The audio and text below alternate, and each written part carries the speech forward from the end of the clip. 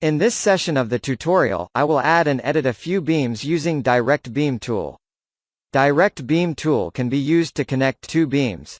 Open the Direct Beam Manager. We see an alert message, "Can't construct the beam in this view."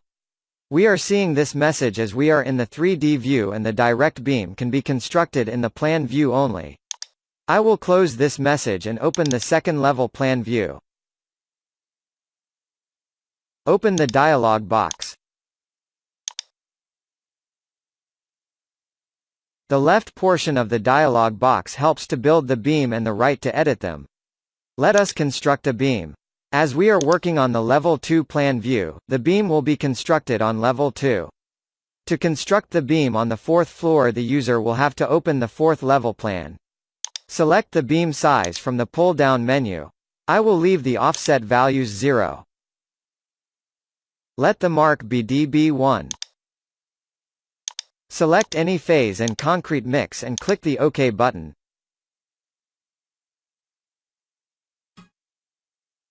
InstaCrete prompts the user to select the first point and then the second point.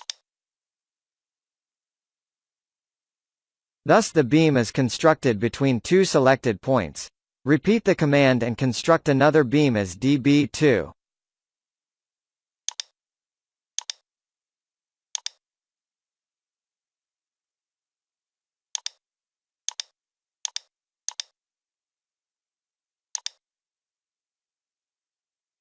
Now, we will edit these two beams.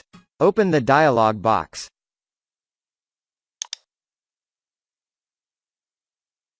Select Reference Level 2. Change the beam size of the beam dB1 and select None as the size for beam dB2. The buttons marked Next and Previous are used to navigate through the beam data. Hit the OK key.